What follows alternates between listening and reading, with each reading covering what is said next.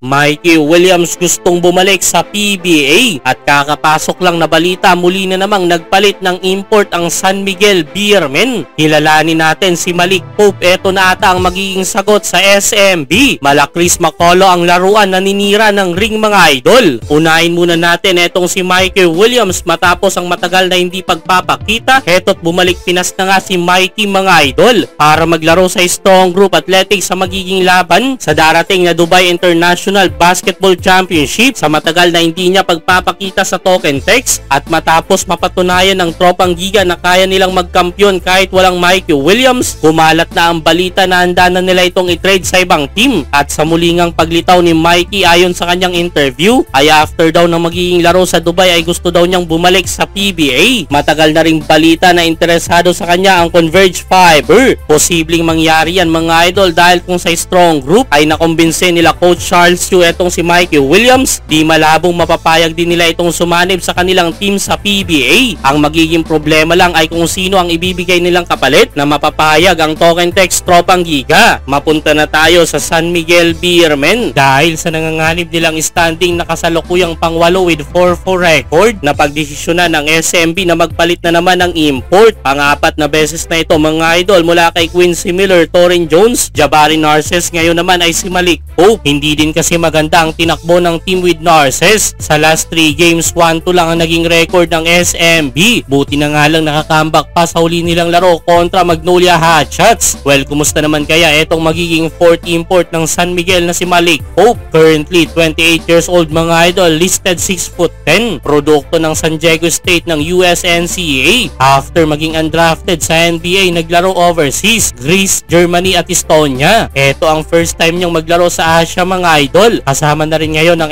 SMB etong si Malik Pope. Based sa kanyang mga highlights, pumupuntos, loob at labas, asintado sa tres at may mga pamatay na mid-range. May galaw sa ilalim, all-around import, magaling na shot creator at grabe din sumalampak, naninira ng ring mga idol. Medyo may hawig sa laruan ng kanilang former import na si Chris Macaulay. Hangad ng San Miguel Beermen na makatulong sa team etong si Malik Pope dahil naghahabol nga silang makakuha ng spot sa quarterfinals. Yun nga lang paniguradong hindi magiging madali yan para sa SMB mga idol dahil mga bigate ng tatlong natitira nilang laro sa elimination, Meralco Bolts, Converge Fiber at Token Text Tropang Giga. Isa pa dalawang laro pa ang matalo ng SMB. Abay GG na mga idol, kung mamalasin baka sabay pa sila ng Magnolia na hindi makapasok sa playoffs.